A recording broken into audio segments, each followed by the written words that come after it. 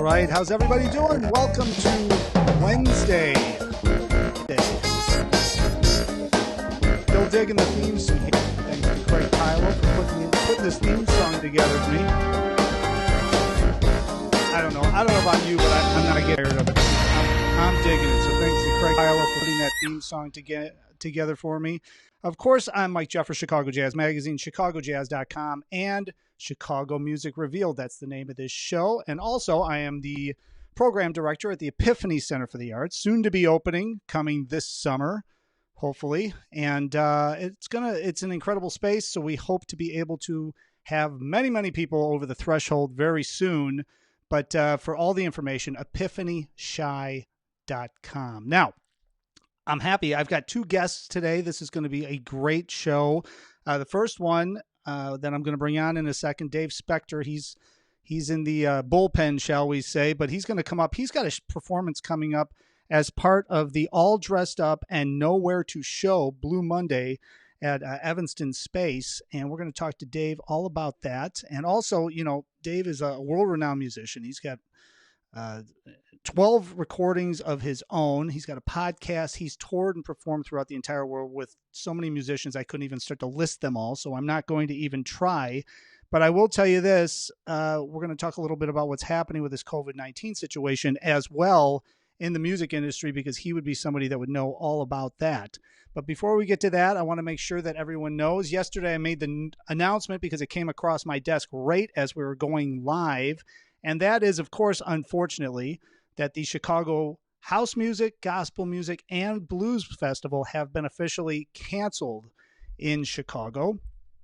And so the people that, for good reason, completely understand, but I think that everyone needs to remember there's a lot of musicians that they make their bread and butter, that we're going to talk to Dave about here in a second too. They make their bread and butter over all these festivals in the summer. I mean, this is the big time of year. So this is really hurting financially a lot of the musicians, but also a lot of the venue staff, clubs, restaurants, large venues, even the Prickster Pavilion downtown, Millennium Park. All of those people are not working right now. So we have a relief fund list that we're forming that's on ChicagoJazz.com that is soon to be on ChicagoMusicRevealed.com. And it's an ongoing list. So if anybody has ideas about what should be on that list or who should be on that list or what different organizations, or if there are funds that you're aware of that are not on that list, please hit us up, leave us a comment, send us a message, because we've all got to stick together as a community. That's why we started this daily show here, Chicago Music Revealed. So hopefully we can all get together and help out and get through this thing sooner rather than later. Also, after Dave coming up is Leslie Beukelman, and she's going to be on. She's got a brand new recording that just came out on April 21st. So we're going to talk about that and a whole lot more. But first, without further ado, I want to bring up Dave Specter. Dave, thanks for joining us here. And how are you? How are you hanging up in this whole thing? With you. It's good to be with anyone. I'm up well. No complaints other than, I'm healthy, and most of my friends and family are all fine. I do know a couple musicians who've gotten pretty sick. Fortunately, they've recovered. But it's, this is like something we've never seen before. It's hard to, it's just hard to cope with. And it's very frustrating for all of us musicians, as we have nowhere to play other than in front of these screens, It's interesting because I was talking to somebody last week and I did the math. I mean, I know of 11 different musicians or industry people, throughout the country that have passed away from this. And I think that the people that are in the music business, and I'm sure you've got that same sort of experience where people directly that have passed away from the COVID-19, just because of the nature of the business where we know people all over the country, all over the world. And, we've hung out with them. We've talked to them on the phone, and it's hitting a lot of different people that I don't think a lot of people are aware of if they haven't had the experience happen to someone they know, and I think in the music business, we all know a lot of people that have probably either gotten sick or have, passed away, unfortunately. Yeah. Yeah, it's crushing to, just to see the list and hear about so many of these legendary musicians. Especially, it seems to have hit the jazz community especially hard. Really tragic. Yeah, well, and let's talk a little bit, because we're going to get into talking a lot about some of the different things. And we talked a little bit before we came on about some of the festivals that are getting canceled. And of course, your partners within Evanston SPACE, an incredible venue there in Evanston. So I want to get your feedback on that. But you guys are also doing something very cool. It's an ongoing series, I believe. It's on coming up on Monday, April 27th. And you're going to be performing All Dressed Up and Nowhere to Show, Blue Monday, 7 p.m. to 7:30 p.m., right? Is that at evanstonspace.com? They can check the show out. Actually, it'll be going a little longer, probably till about 8:15 or 8:30, but it does start at 7. And you need to go to the Space Facebook page to check it. So the Evanston SPACE Facebook page is where it's hosted and where you can view it. And we've been running this series now for a few weeks, and they've had Riley Walker on, Miles Nielsen this week, Daniel Donato. So John Katke and I are each going to be playing separate sets, probably a half hour, 40 minutes each, from different locations. But, it's kind of in conjunction with our normal monthly Blue Monday series at Space. So when you guys are doing that, are you just running directly through Facebook Live then, right? I mean, that's how you guys are doing. Exactly. Okay. I mean, that I've heard so many, and I know you probably have too, of the musicians now. They're all doing the live Facebook shows, and they've got the Venmo, and they've got the PayPal, and they've got the Chase QuickPay available for tips. And some of them are doing quite well. Just, it's great that people are getting used to, I think, performing on a live stream, but also I think the audience is getting used to watching it on the live stream just out of necessity. What's the feedback you're hearing? Well, we've been getting great response and great viewership. One of the things that we're doing is that we do have the virtual tip jar, and we are splitting the funds between the musicians that perform and our staff, our hourly staff, our bartenders, our sound men, our door people who need the money. So we've been lucky to have some very generous viewers and donors, and just, from watching other streams, I mean, I've been watching quite a few of them, and I've thoroughly been enjoying watching people like John Cleary and Richard Thompson and Willie Porter, and so many great acts all around the country, all around the world are doing this now. And it's kind of becoming, I hate to use the cliche that I'm hearing too much, but it's kind of becoming the new normal. Mm-hmm. It is. I also, I think it's one of those things out of necessity.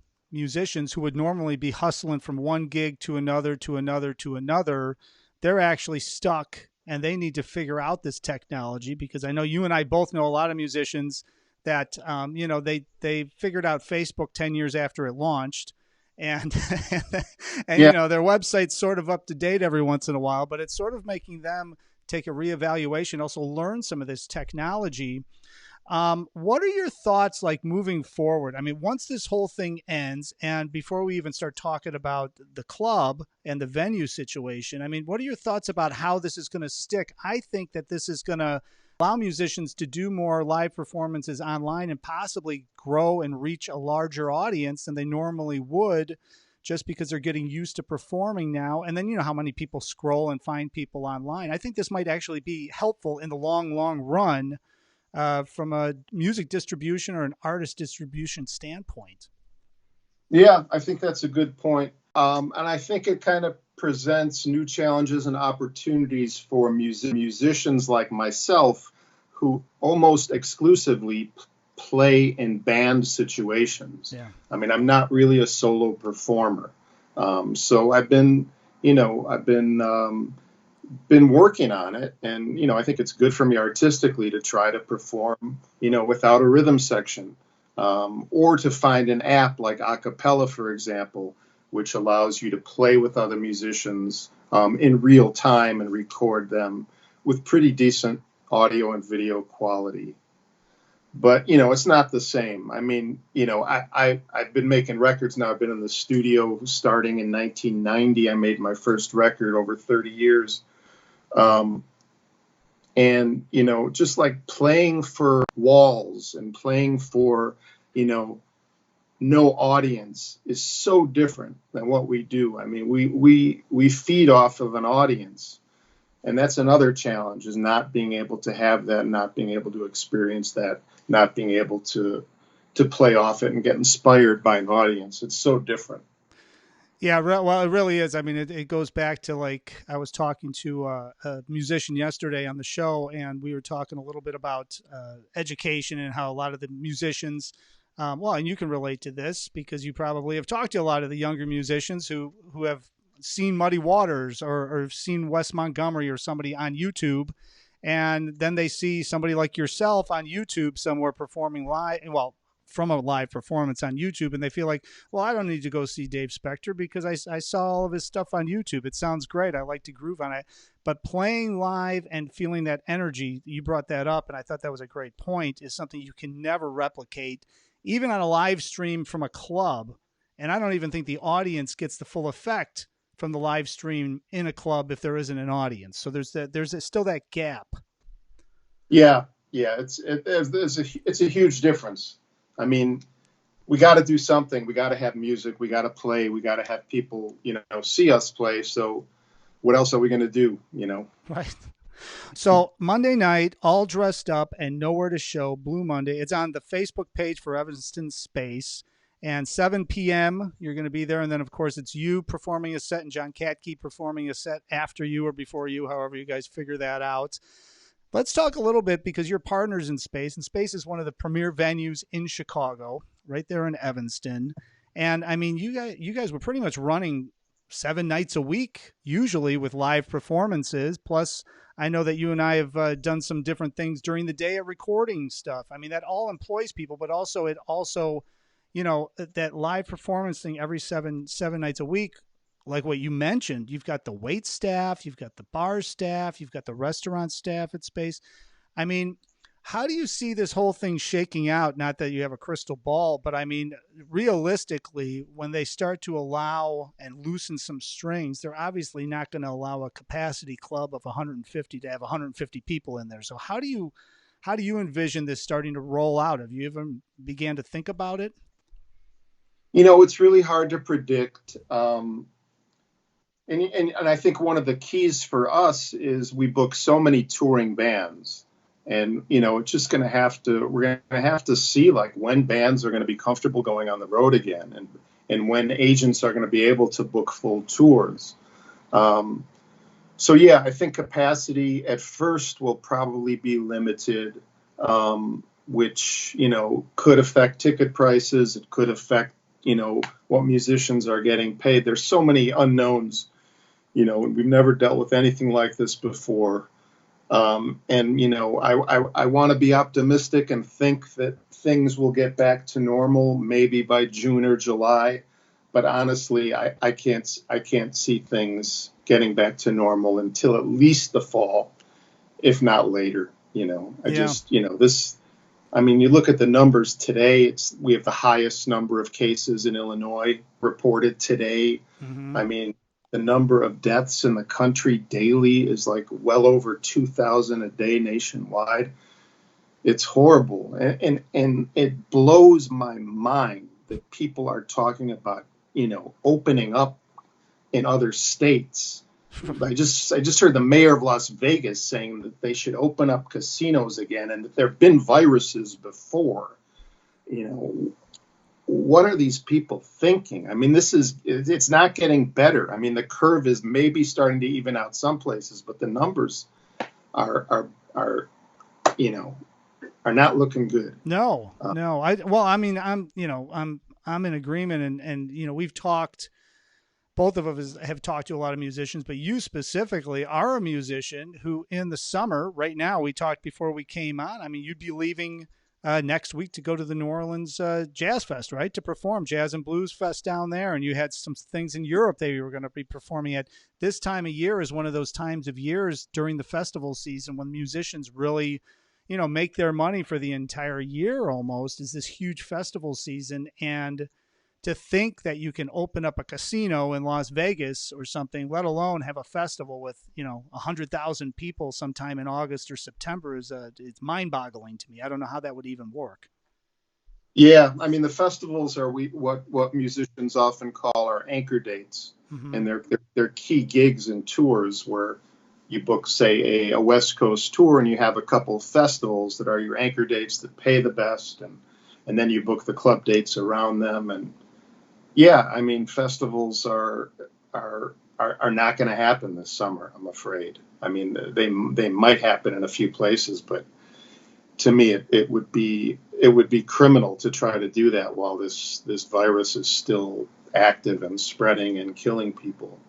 Yeah, isn't it amazing? I mean, we've never been through anything like this, and I think you can relate to this, is that if somebody would tell me, like the financial crisis, we've gone through these different things, but there's always some way to maneuver something or get something or do something, but there's no date on this. You can't say, hey, by August 1st, everything's going to be cool. It'd be great, because then you could start to plan for the fall. You could plan for the winter. This is so unknown to people that, I think you're right. I think we're going to be dealing with this beyond the fall, and until they get some serious testing going on, some serious vaccine, I think we're going to be dealing with this for quite a while. So clubs and venues like yourself, like Space and a lot of other venues throughout the city and world and festivals and things like that, they're going to have to kind of negotiate this and figure out some way to still create and present music and be able to reach an audience and have it economically make some sense, because I think this is going to be a long haul, don't you? Yeah, it's a huge challenge. And if people are wondering, well, how can I help? What can I do? There are still ways you can support your favorite venues. You can go to their websites and buy gift cards or gift certificates. You can buy merchandise. You can help support a venue that way, and you can help support artists. This is the optimal time to start buying music. Buy an artist CD. It's wonderful that you listen to them on Spotify, but we get like 1/1000th of a penny for a Spotify stream, if that much. Mm-hmm. So go on our websites and buy merch if you can. I know times are tough, but I also know that these quote unquote bailout plans are putting a lot of cash in people's hands. So there are the fortunate few that can help support, working artists and musicians and help support venues. Many have GoFundMe pages, crowdfunding pages. So that's one thing I could ask.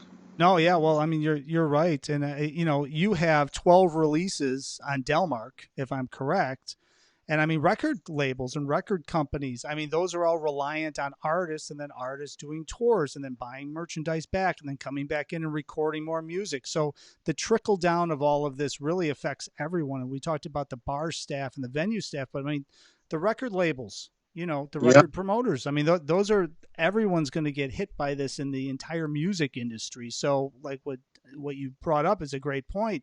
Buy those recordings, get on those websites, buy t-shirts, buy merch, buy gift cards, drop things off, send things out, hit all those GoFundMe pages.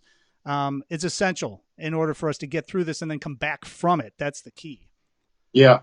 And think about the value, in going to a club and seeing a show. It's so reasonable. I mean, remember when we could go out and get into a club for $10 or $15 or $20 for a great local act and maybe a bit more for a national act? I mean, we take that for granted. So, if people can sit back and now say, well, maybe I should go to this club's website and buy a gift card, and maybe I should go and buy this artist's new CD, even though one second, sorry, my phone was ringing there. Even though I don't have a CD player in my car anymore, well, you still can support the artist that way. Yeah, no, that's a great point. So Monday, April 27th, all dressed up and nowhere to show. Blue Monday on Evanston SPACE. Facebook.com/Evanston SPACE. I'll spit it out. It's only 4:00. I'm still warming up here. But also, let's talk a little bit, because you also have a great podcast. And I know we talked about this the last time I interviewed you, I think last year at the Blues Fest.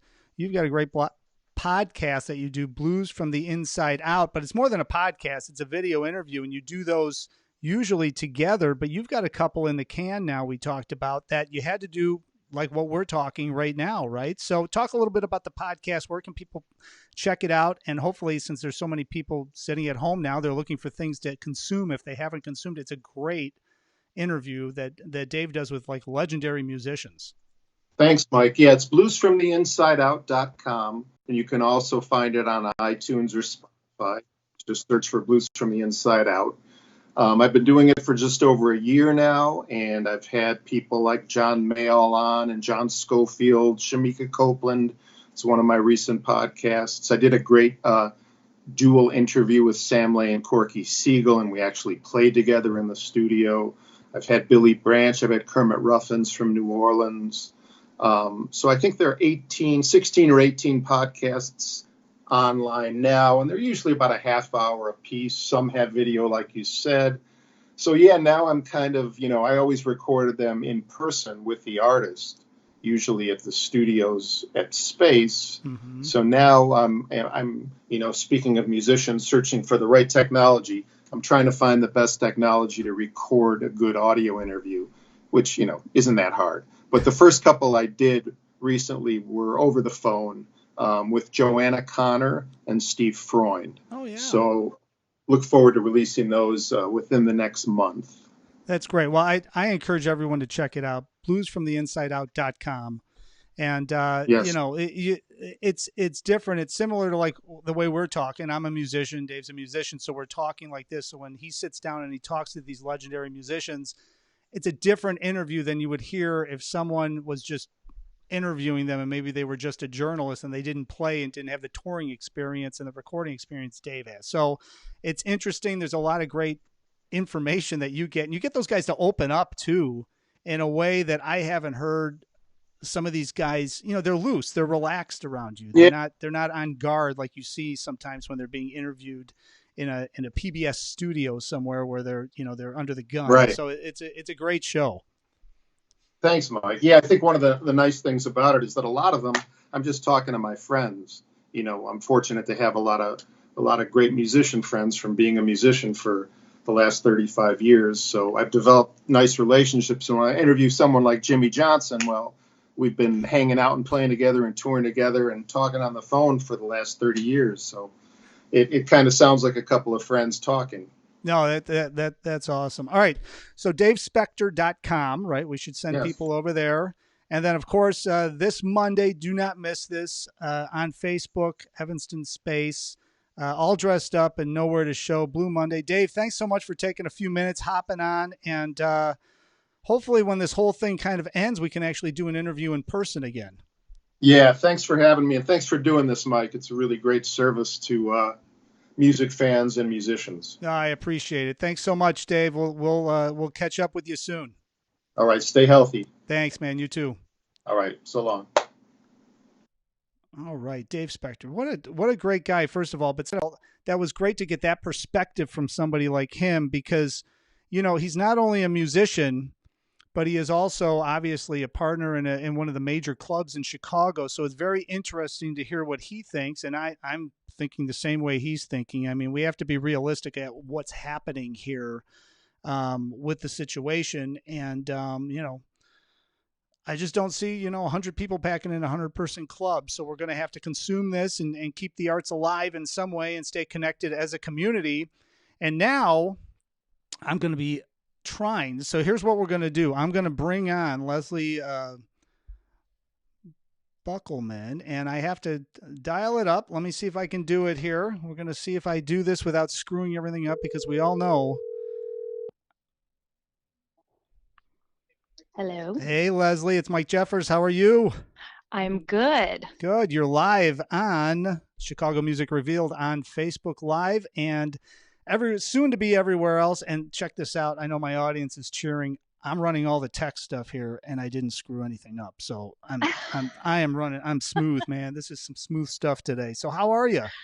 I'm doing all right. How are you? I am good, and you've got an incredible recording. I want to talk a little bit about. We're going to talk about the recording right off the top, but then I want to go backwards and do a little deep dive on your background because you play in so many different genres and so many different.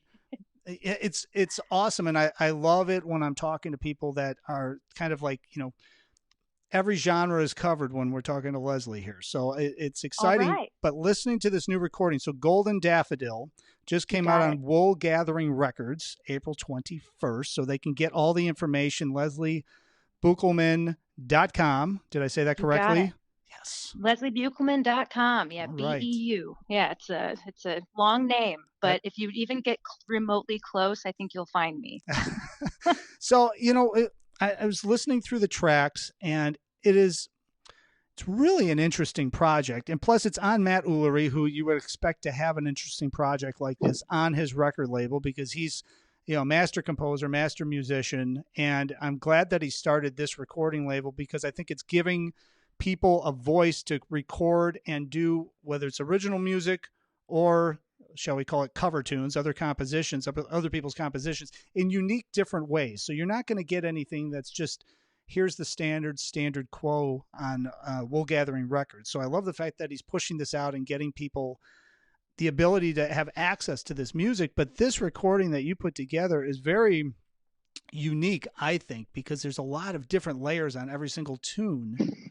I mean, to say the least, right? Mm-hmm. How did the project come about? I mean, talk a little bit about the background of this specific project because it seems like quite an undertaking. When you take a listen to it, it's there's a lot of things going on in every song.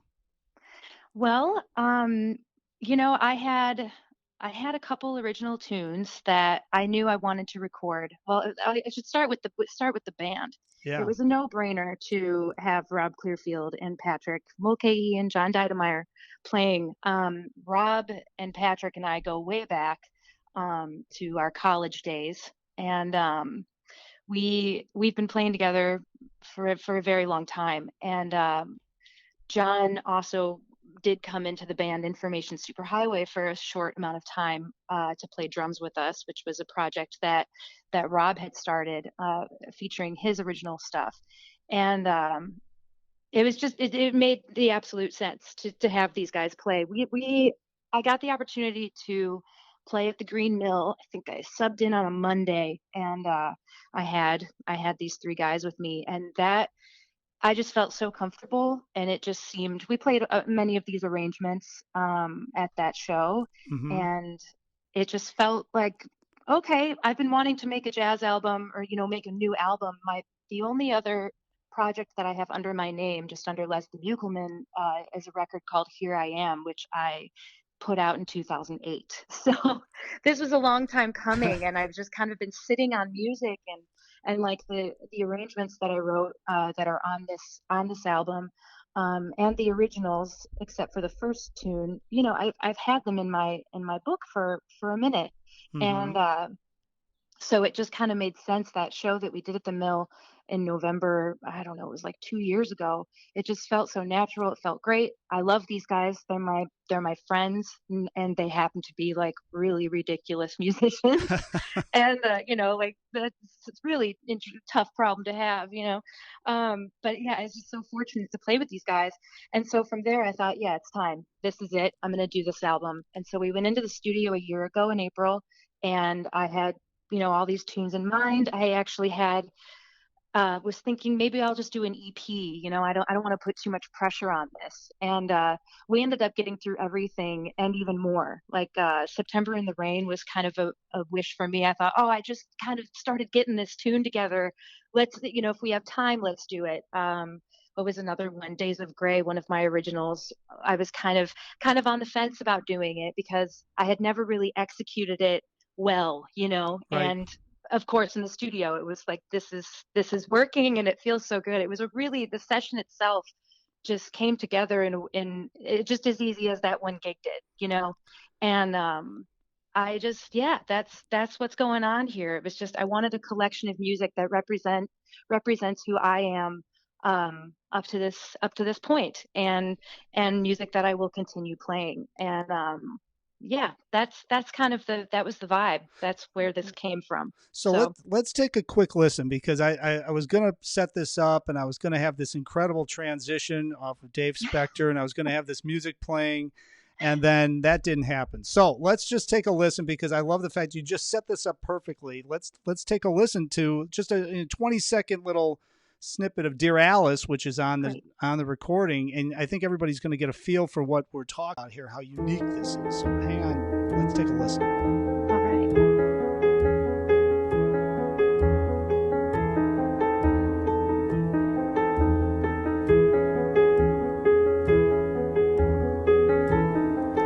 Grab the wheel, my fair friend. It's been a long night, and I'm too tired. Take me somewhere I can rest my weary head and close my eyes. I just wanna dream a while.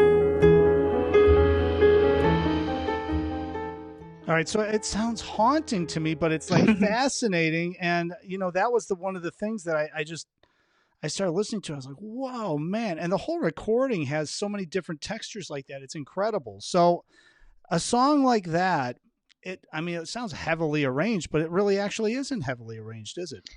There's not that much going on in there, and it just in that there's the piano has its same melody going over and over, and it just has that kind of this tension.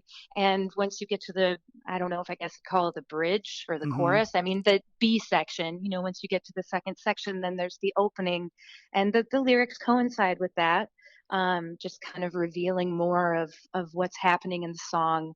And then we go back, and I wrote that one on guitar, which was an instrument I picked up over the last, I don't know, 5-6 years, more seriously.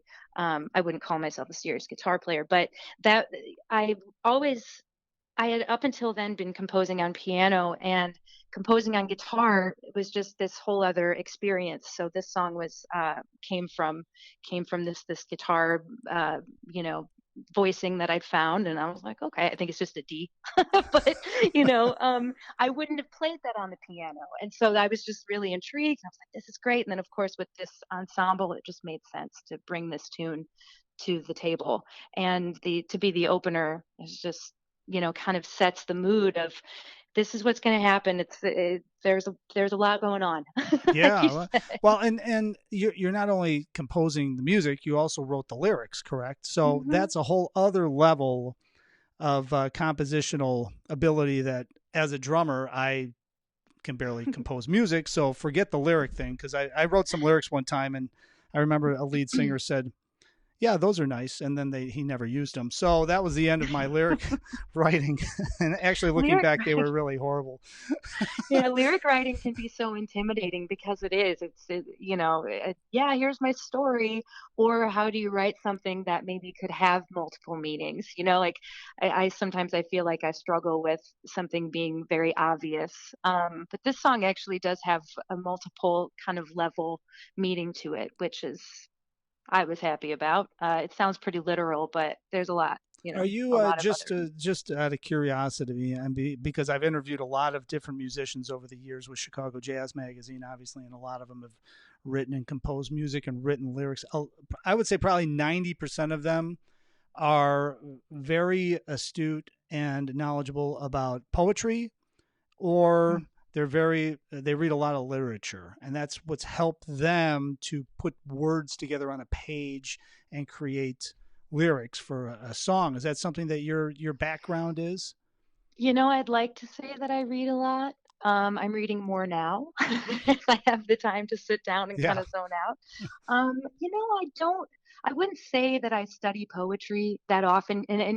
What's funny I end up, when I have a song come at me, like if I'm listening to another artist's piece, I actually sometimes I don't look at the lyrics until much later because I'm into the sound of the Mm, song, yeah. you know. So that's something that I'm actually trying to get better at, is I'm going to get into the lyrics right away instead of, there's just sometimes there's so much coming at you, the sound of the person's instrument, the voice, or whatever instrument it may be. And then, like you're saying, the textures and the arrangement and like, where is this going? I get really into the harmony of songs. Mm-hmm. So the poetry aspect of it, I'm trying to kind of refine that part of my writing as well. Yeah. I mean, it's an ongoing process, obviously, but Of boy, oh course, and boy, it's as as you grow up, yeah, these tunes, they change. I think as far as getting into lyrics, I would say the Great American Songbook has been a huge. That's where I get into lyrics, because interpreting a tune, you know, I remember singing in the wee small hours of one of the first jazz standards that I learned when think I was a junior in high school. mm-hmm. And it was the first lead sheet I wrote, so I was proud of that. And now, there's that song, singing it now I'm actually turning another age on Sunday. So singing at this, ripe age of 21, about to be. Yeah, right. Jeez, I can't believe they've been letting you into the bars. You just duped I them all. know. No, but turning this new age, that song has a whole nother meaning to me, obviously, because Yeah. you grow up and songs. That's what I love about the Great American Songbook, though, is how some of these themes and, even in I'm Gonna Laugh You Out of My Life, just those lyrics were what dictated the arrangement for me, because Mm-hmm. it's kind of a creepy, I kind of took it the creepier route, because it's just, we try to laugh things off, but there's a really deep thing going on there, and yeah, so I'm Yeah. going on a tangent, but No, hey, tangents are good. I mean, you're staying on topic, so the tangent was okay, great. that's good. I told you I talk too much. So let's talk a little bit about your background, though, because we talked a little bit before you came on, and you're a member of the Oh Yeahs, which is a three-person, a trio. I don't know if Hmm. I guess you'd call it a trio still, right? I mean, Yeah, because yeah. you're playing, but all of you do harmonies, and you do a lot of different. I want to call them mashups, but I mean, you're doing like pop tunes and you're doing different tunes, but in your own unique way. And you've been performing all throughout I think the country actually as the Oh Yeahs for a couple of years now, maybe even longer than that. But also going back, you also, just reading over your bio, I mean, you've performed with pop groups, Latin groups, rock groups, here, there.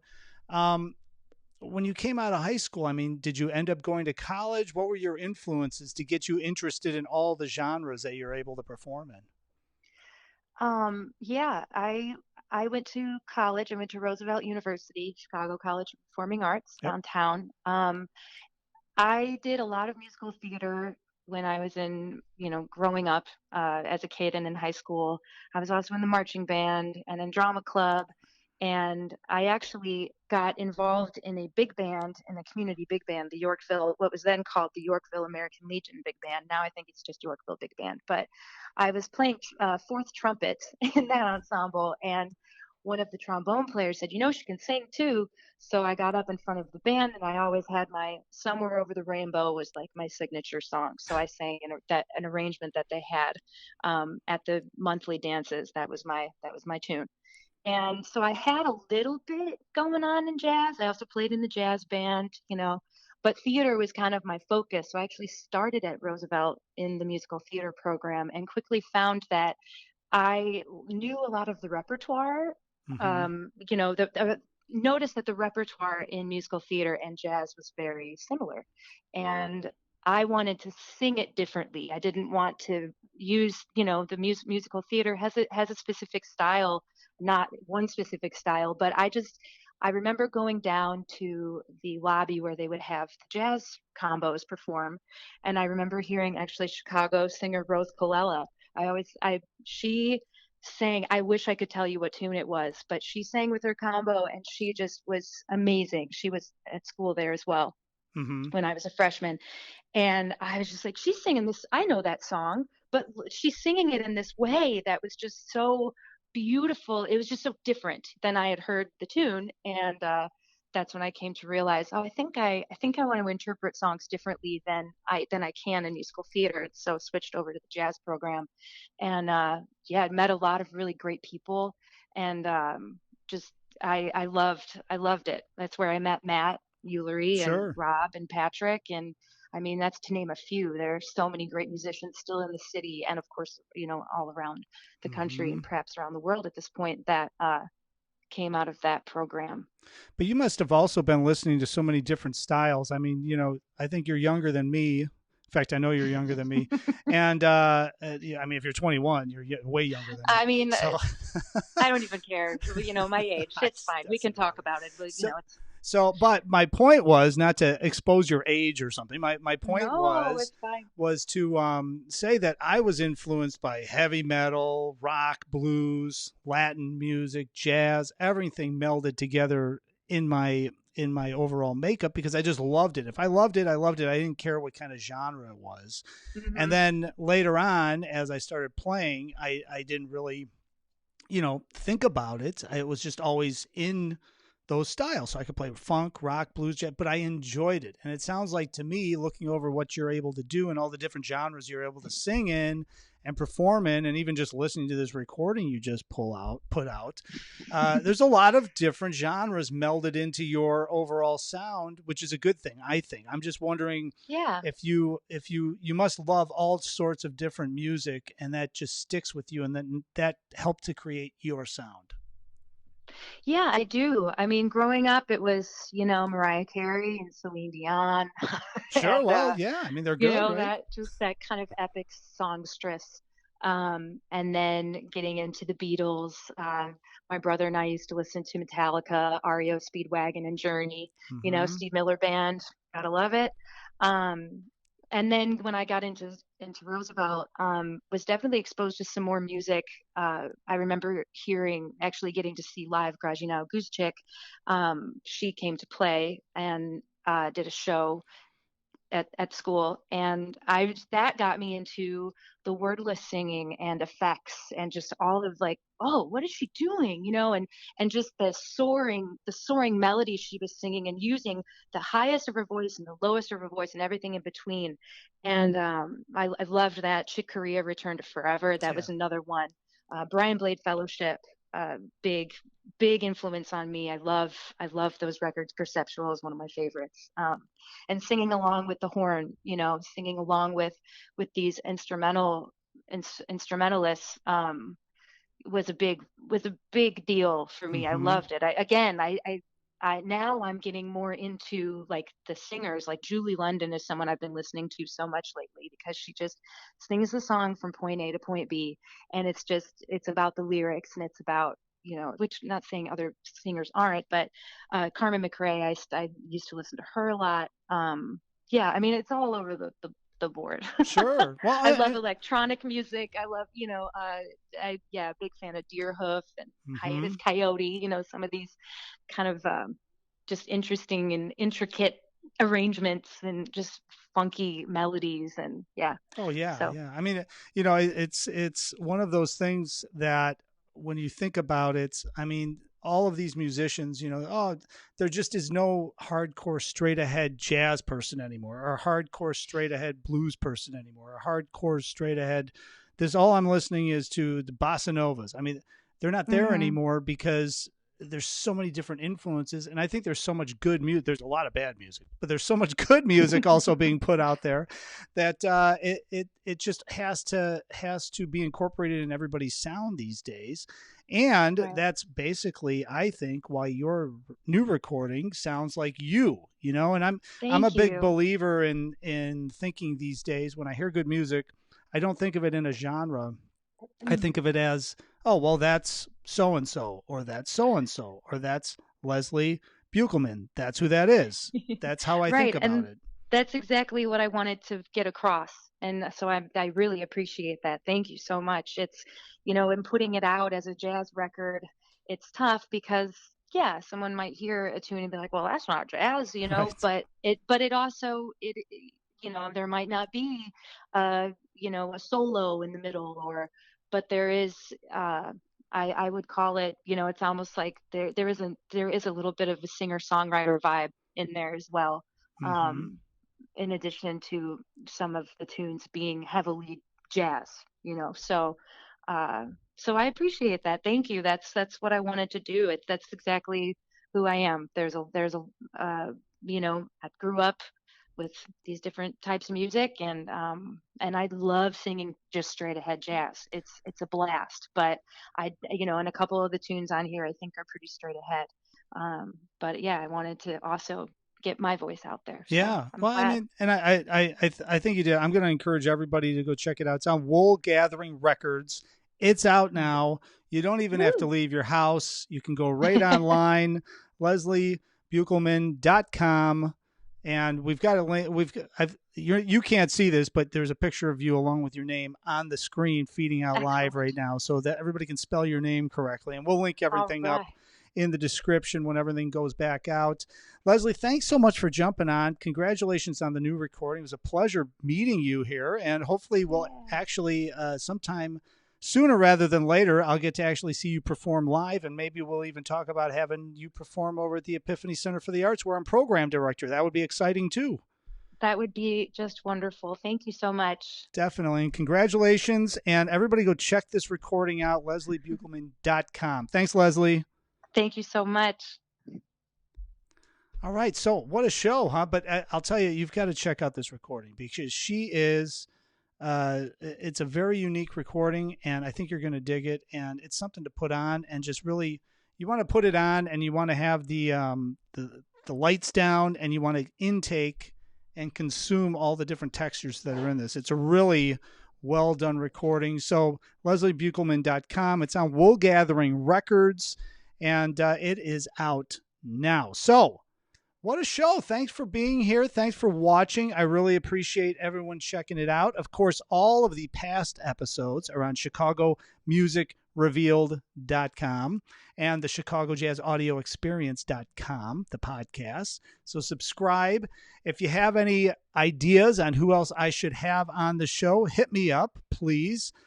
We've got a great show tomorrow. I'm going to announce that, and Friday's show coming up very shortly. Also, Friday show programming note, we've got Dave Katzman coming on. He's going to be our blues guy. He's going to come on and give us news and notes about the Chicago blues scene and what's happening or not happening on the Chicago blues scene.